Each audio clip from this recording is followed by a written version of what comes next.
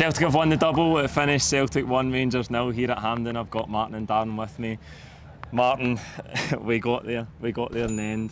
What a way to win a cup final. Last minute, normal time. Just chaos in there again, wasn't it? Arguably the best way to win a cup final. You know, when we calm down, we get home, we watch it. You know, the last minute, you just can't beat that. And the way the game had panned out, I thought first half, eeksy peeksy, probably felt like we were a wee bit in control in the first half, but second half it felt like we fell away a little bit. Rangers were focusing on physicality, they were doing well with their corners. I was fearful every time we had a corner that they were just going to bully us in the box and get a goal from it. And we weren't creating much by way of chances. You know, we tried different tactical solutions, and it didn't look like the goal was going to come. Whereas we're used to Celtic creating lots and lots of chances, not necessarily taking them. So to get that goal so late in the game, you know, fantastic shot. Obviously the keeper made a bit of a mess of it, and then Ida was just there to slot it home, and it felt like forever for him to take that shot, but he slotted it home nicely. And then of course it was just pandemonium, and the celebrations at the end were special. So you know, great to win the league last week, but that was icing on the cake today. Aye, absolutely, Darren. I thought at the start of the game it was quite cagey. It's like cat and mouse. Rangers obviously pressing us. They're kind of mid-press almost. They're on the halfway line. They're trying to stop the ball going into McGregor. But I thought we played out of it in the first 15-20 minutes pretty well. We were getting to the final third, but then we couldn't really carve any clear-cut chances out. And as Martin says, I think we had the better of the ball in that first half. But just when it got to that final third, didn't create very much. I don't really remember Butland having a save to make. There was a lot of moments in the first half where, well, firstly, we'd absolutely dominated possession-wise in the first half. I think I checked it at 40 minutes and it was 61% with us. And as you just said there, I can't remember Butland making a save in the first half, but what it looked like was Dessers was pressing the two centre-halves, and they had Silva and I think it was Cantwell on the right-hand side. But you're right, we did kind of play through that press. O'Reilly and Hatate. McGregor's always going to play deep and try and be the one that, like, the catalyst of the counter-attack.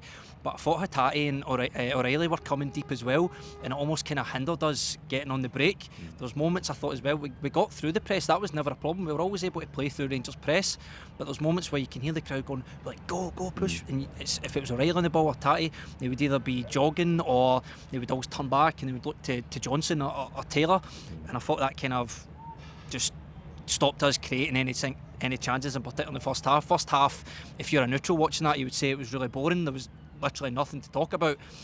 But even just going in at half time, you can still say, right, Rodgers can maybe change some stuff, because that's what he's always good at. He's always good at changing it when it's not working.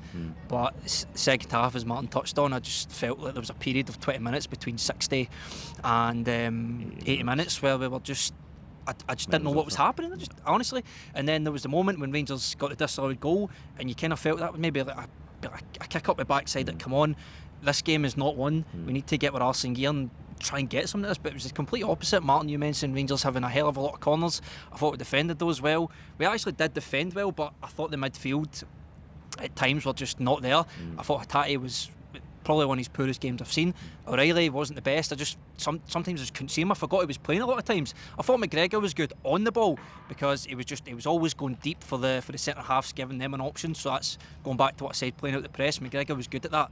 And then going forward, we just couldn't get anything in the wings. Maeda, he'd done a lot of running, as he always does, but I think Tavernier kind of get the better of them today. James Forrest, I think he struggled with the physicality of the game, and then I was choking for like 5 minutes before he came off. I think he got a yellow card, and I was saying, look, I know Kuhn's not the best option, but just take Forrest off, because he's contributing nothing. Even Kyogo again, he felt like an isolated figure up there, and he had Ben Davies and Balogun. They were just too physical. We can't handle that. They were too physical for him. And then he brought on Adam Ida, and it kind of helped us a wee bit, just with him up there to hold the ball up and stuff. So still calming down, stressful, but you know, cup finals are never easy for Celtic. We always make it hard, but at least we win, eh? That's it. That's the main thing, Martin. I thought even towards the end of that first half, we were all in front of Rangers. I think Rangers had a counter attack right at the end of the first half. They end up getting a corner from it. Comes from our own free kick, and Scales and Carter Vickers have passed the ball between them. And Scales takes too long to see a passing option. There's no lot of movement in front of him. We lose it, turn it over, and then second half, you think we need a bit of the backside here, because we just started to run out of ideas. But as Darren says, I thought all of the second half, the midfield did really struggle in the game.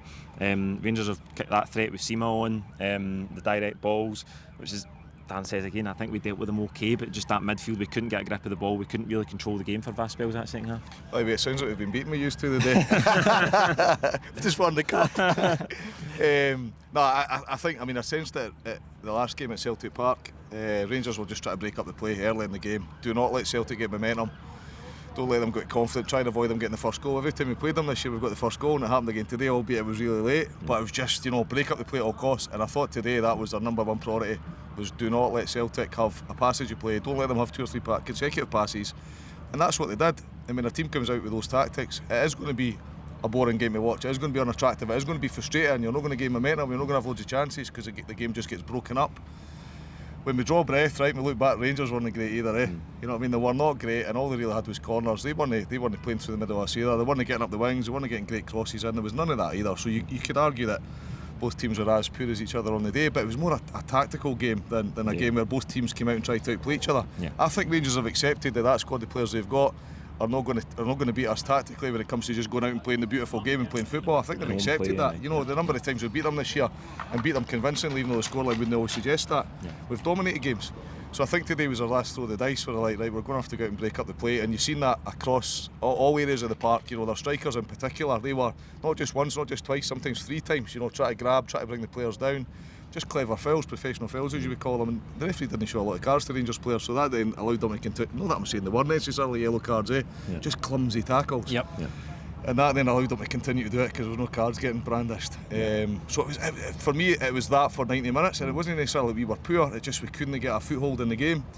And Brendan Rodgers focuses, as does the captain, on calm down, it'll come. So there's a degree of calmness on our part, and a degree of urgency from Rangers' part to break up the play. And I think the combination of those 2 things made it a scrappy game.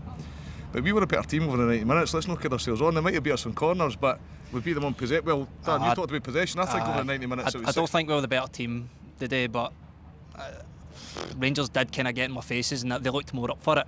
But I think the reason that we are a better team, I just don't think we were a better team on the day, but because we are the better team, that's how I think we've won it. I suppose the argument then is what classifies a better team? That's the debate, isn't it? Yep. Is it possession? We had more possession. Is it chances? I think when you don't play well when you win a game, that's a sign of a good team. But did the opposition play well today? That's my counter. Did they? I don't think they played well, but as I say, I think they were more up for it than us. But did they play well? Did Hart have a save to make? I don't remember if we open play I'm having a save to make, no. So that'll be the debate. It was scrappy, tonight, wasn't it? That'll be the debate in the pub. It was scrappy. It was a scrappy game. I don't think there was a lot of quality from open play at all. We took our big moment in the game, Darren, and I think when you bring these subs on later in the game, you're looking at the likes of Bernardo, Kuhn, coming off the bench, Ida, who has done it in the big moments, but Bernardo deserves huge credit for the goal because he receives it in midfield, drinks by might be Diamandi's challenge, drives forward, hits a low shot, is swerving, Butland gets a hand to it, and as Martin touched on earlier, Ida's there to smash it in. That was the big moment that won us the game. We've got to give Bernardo a bit of credit for his courage. The easy thing to do would be to look for another pass when you're at that area of the pitch with a wall of Rangers defenders in front of you. The easy option would be to go side or look to the wing, but credit to him, he takes the shot on. It's not the best shot, but obviously there's a bit of movement in that ball that causes Butland to fumble it, and Ida is just doing what all good strikers should be doing and following it up. I had a feeling that it was offside. Obviously I'm 3 rows down or something at this point because people are jumping over me, and then I was expecting the message on the board to come up, VAR check and go offside, but luckily it was onside, and then can relax a bit more after. Even though there was 8 minutes added on, and there was a check for a red card as well, so I think it was probably over 10 minutes after the game. Stressful. Were you nervous in that 10 minutes? Do you think they were going to score? Of course I was. Did you think they were going to score in that 10 minutes? Anything can happen in a football game. I thought we managed the stoppage time very well. I thought we got our body in, we dug in when we had to, we won fouls, we won throw-ins, we held it up in our attacking third really well in stoppage time, because you're expecting a bit of an onslaught, you're expecting them to go direct. They brought Lundstrom on, tried to do that, but we really stifled them in that 8 minutes. Lots of contentious refereeing decisions, which we'll talk about in the post-match pint. Martin, just brilliant to come out of here with the cup, a League and Cup double, after everything that we've been through this season. What a stressful roller coaster it's been at times, but just brilliant. They finished the season sensational. That 2-0 at Tynecastle, so 11 wins and a draw since then. Nobody could have predicted that, because we couldn't string 4 or 5 victories together, and then there we are, 11 wins and a draw, just absolutely sensational. And the press and the media have been bigging Rangers up throughout the season, you know, and I know there's a bit of laugh about here comes another manager and they're coming, they're going to do this, that and the next thing. I mean, that's now, I think it's 26 titles for us, trophies, versus 3 for Rangers in the last 13 years. It's incredible, isn't it? It's always next season. Am I right in saying that's us match them with trophies? Yeah. Well, it depends how you look at it. It depends how you look at it, so that's another debate. But, and then a special mention for the manager. I mean, that run, I think it's 17 games now, and I think it's 13 wins, 3 draws and 1 defeat in a meaningless game, if that exists in these games. Just sensational. Huge credit to the manager, because again, all this bluster for Rangers about how the first time he was up against Warburton, Kishinya, and it's different this time. Played 5 games, 0 victories.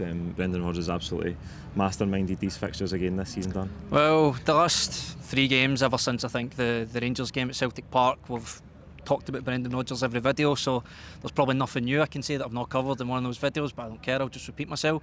I think he's done a fantastic job. I think the pressure on him at certain stages of the season would be enough to break some managers, but even when you hear his media conferences, he was always relaxed.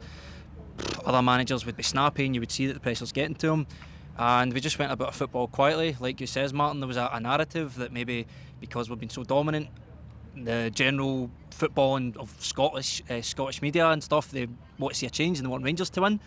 That can put pressure on us, but you know, he's stuck with his guns, he's stuck with his tactics. He's not got the best squad. That's just down to the transfer window, which we'll not get into. I like to see next season what he could do if he does get the budget. Then there's a good squad, hopefully get a crack at Europe and stuff, but again, discussion for another day. But I can't praise Brendan Rodgers highly enough. Everyone was split on whether he should have come back or not, but like you said, in June, come see me in May, and yeah, we can go to Celtic. I'm going to Celtic Park, and I'll see if I can speak to him. Aye, brilliant, absolutely brilliant. He's earned his money today. There you go. Celtic have got the double in the bag. We're going to the pub. Join us for the post-match pint. Thanks for watching.